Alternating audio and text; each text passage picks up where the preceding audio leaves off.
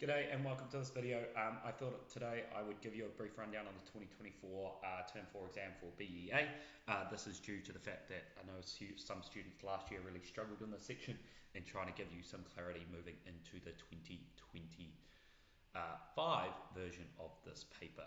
So today, as we start any of our sessions, we have to start with item identification. So straight away, we're just going to go down this right-hand side and do our magic. So accounts receivable is a current asset. Advertising is an expense. Bank, current asset. Car at cost is a non-current asset. Delivery van at cost, non-current asset. Discount allowed, expense. Drawings is owner's equity. Electricity is an expense. General expenses is an expense. Interest is an expense. Inventory is our COGS. Remember that. Land is our non-current asset. Non-current asset. Purchases is a COGS. Rates is an expense. Salary is an expense. Telephone is an expense. Carriage inwards is a COGS. And wages is an expense. Again, onto the right hand side, and I know I'm doing this quickly, is because we've done this so many times in different videos that you can go back and check and do these slowly if you need to, but I'm just going to keep going. So current liabilities is accounts payable is a current liability, capital is an owner's equity, commission is an income, discount received is an income, mortgage is a non-current liability, rent is an income in this case, sales is our revenue. I'm going to call it something different just to sort something out, and our short-term loan is a current liability. So in all of these so far, what we should have is a pretty clear understanding of what goes in an income statement. So in an income statement, all we're looking for is our income and expenses. Okay, that's all we're trying to do here, and so just to keep it really simple. Okay, another key point is our closing inventory that we do need in there. Okay, so I'm going to keep powering through this relatively quickly to keep this video as short as sharp as we can. So firstly, we're going to start off always with our sales because this is a business. First thing, in this exam there was actually a mark for the title. I wrote it down earlier just to keep us engaged, but there is a really key point, this bit here.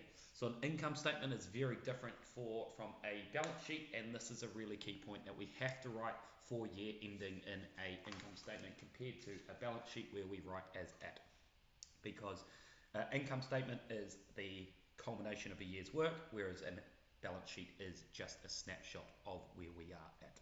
Okay, so sales is straight away going to go in that far right hand column at 780,000. Okay, then we can start, because there is no sales returns, we can just get straight into it. Less cost of goods sold. Okay, and we are going to underline that just to keep this nice and neat.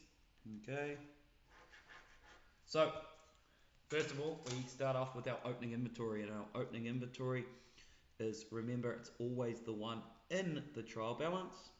Okay, and so we can see it over here as 50,000. Again, this question was quite easy because there's no purchase return, so we can just add purchases in there.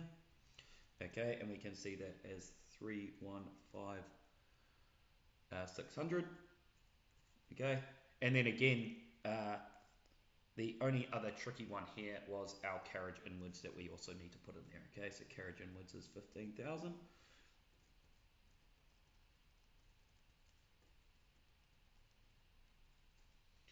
Perfect. So that does our cost of goods sold for now. And there is going to be a solid underline under that because we're going to total it. And we actually call this a name. And this name is goods available for sale.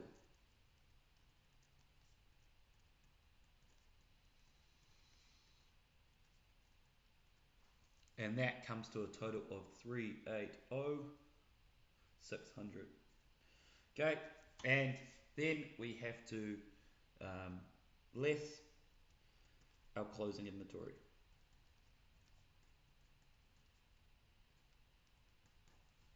which is 4,600.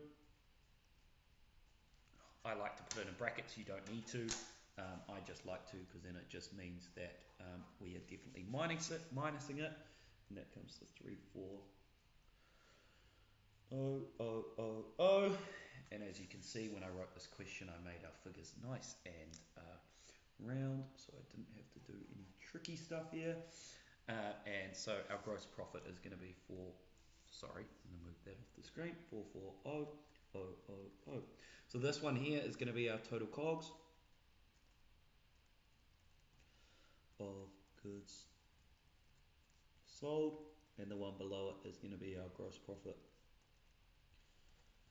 Again, just to keep this consistent, we can put our total COGS in brackets as well, because then we know when minusing it. This is where quite a lot of people made mistakes in the actual exam, is they forgot to plus inventory on here. Plus other income. So we're going to do that now. So we're going to go plus other income. Okay, and there's 3 of them today, which is a bit abnormal, but we are going to get those done. So plus other income, we're going to underline that one there. Okay, and rent, discount received,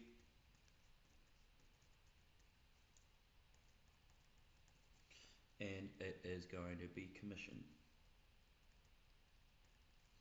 And all I'm getting, 2 M's in commission, we're just going to put those in there.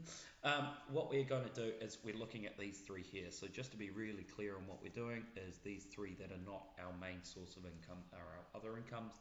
Okay, and they're going to be totaled at 1,000. Okay, 3,000 and 1,800. 18,000, sorry. And yep, so that can be totaled. And that should be totaled at 22,000. Again, this can be done slightly different formats, but this is just the easiest to make sure you don't make simple mistakes. Okay, and then that can be totaled again at 462. Okay, so we've just added that plus that equals the 462 there. Okay, so we're making our way pretty rapidly through this, and lastly, obviously we just need to list our expenses.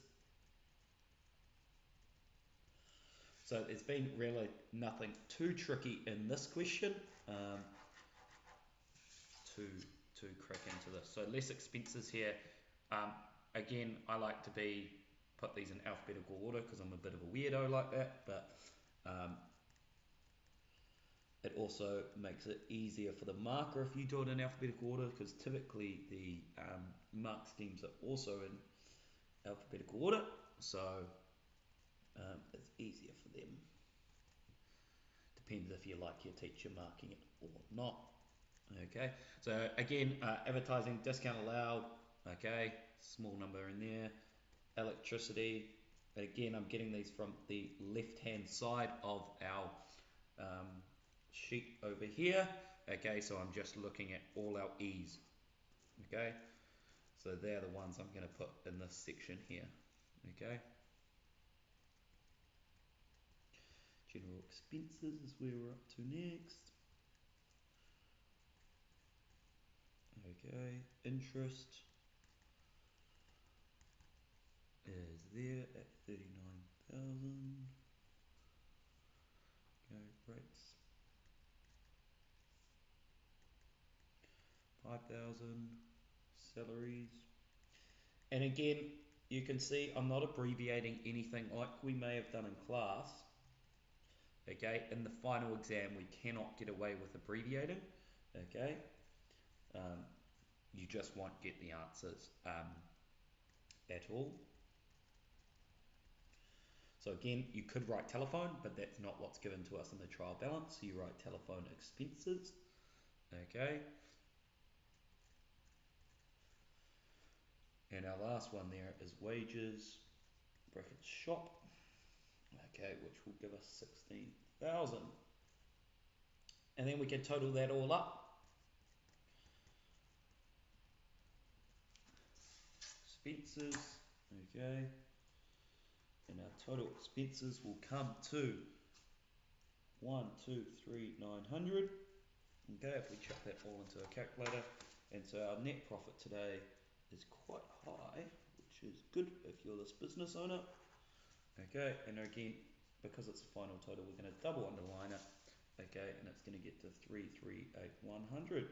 Okay, and that is our net profit. So that is how you do question 1 of the 2024 final exam in the accounting section, and I'll move on to question number 2 in the next video.